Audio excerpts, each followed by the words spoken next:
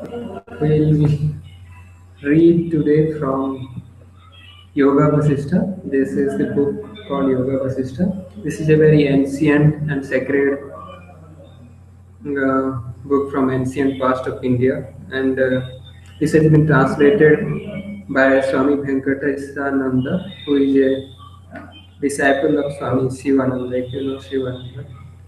And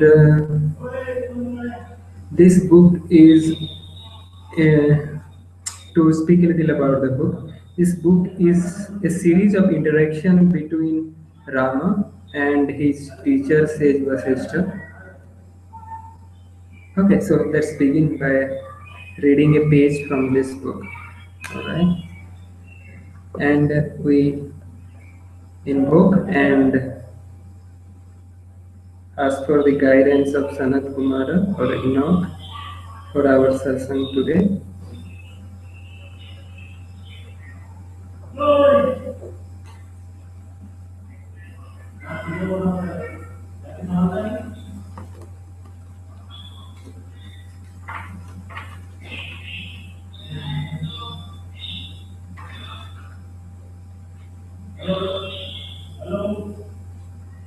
So, first, so Rama asked, Holy says, it is indeed incredible that this non-existent nescience creates such an illusion that this non-existent world appears to be very real. Pray explain to me further how this is possible. Also, please tell me why the king Ravana underwent all sorts of suffering. Please tell me who or what it is that experiences all these sufferings. Vasishtha replied, O Rama, it is not really true that consciousness is in any way related to this body. The body has only been fancied by the consciousness, as if in a dream. When consciousness, clothed as it were by its own energy, limits itself and considers itself a jiva or the individual, jiva means the individual, that jiva or individual endowed with this restless energy is involved in this world appearance.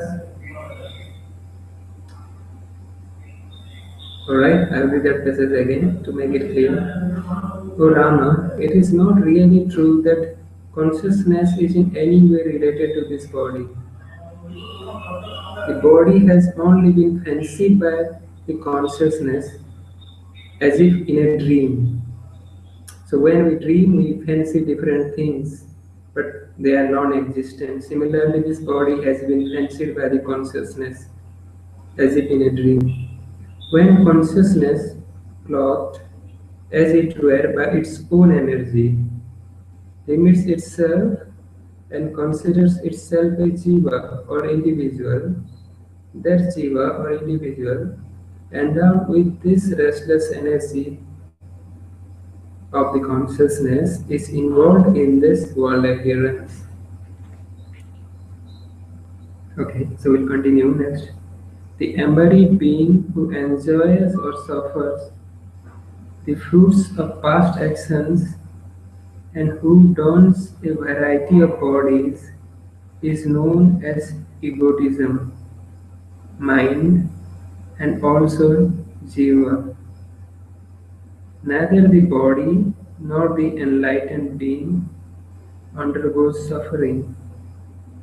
It is only the ignorant mind that suffers. It is only in a state of ignorance, like sleep, that the mind dreams of the world appearance, and when it is awake or enlightened, Just a moment. It is only in a state of ignorance, like sleep, that the mind dreams of the world appearance, not when it is awake or enlightened. So, when the mind truly awakens to the reality, there is no suffering at all whatsoever. Hence, the embodied being that undergoes suffering here is variously known as the mind, ignorance, jiva, and mental conditioning, as also the individualized consciousness. So he is saying that neither the consciousness nor is it the body that is going through the suffering. It is only the ignorance or the nescience that is going through the suffering inflicted by the absence of true knowledge. Then let's continue. The body is insentient and hence can neither enjoy nor suffer. Nescience gives rise to heedlessness and unwisdom. Hence, it is nescience alone that enjoys or suffers. Nescience means that which doesn't know the truth. That is what enjoys the pleasures of this world or suffers the pains of this world.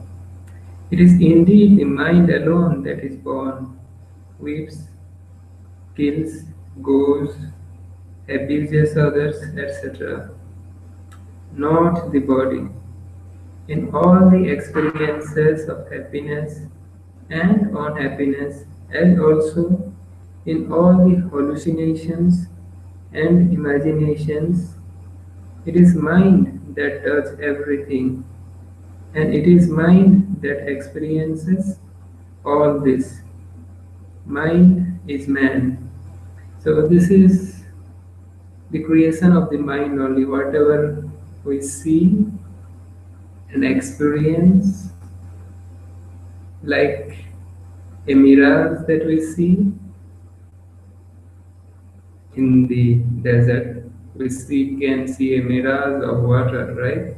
Similarly, all of this is created, this world is created by the mind.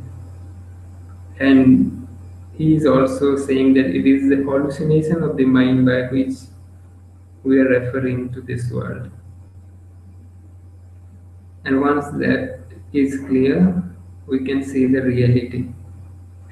Next, he says, I shall narrate to you the reason for the suffering of the king Ravana. Ravana is a character from a previous story, but let's continue. We can understand as he says. Ravana was a descendant of Harishchandra, a very famous king from India. Ravana thought, my grandfather, who is Harishchandra, performed a great religious rite and became a great man. I should also perform the same rite. So Ravana gathered the necessary materials and the religious men, and he performed the entire rite mentally for a whole year while sitting in his own garden. So his grandfather of Ravana, who was Harishchandra, performed the entire rite, which was a fire ceremony, which takes a lot of effort and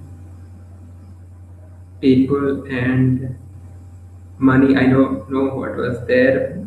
I mean, similar to money, but he did not gather all those things, King Ravana, and perform the entire ceremony within his mind only. Then let's see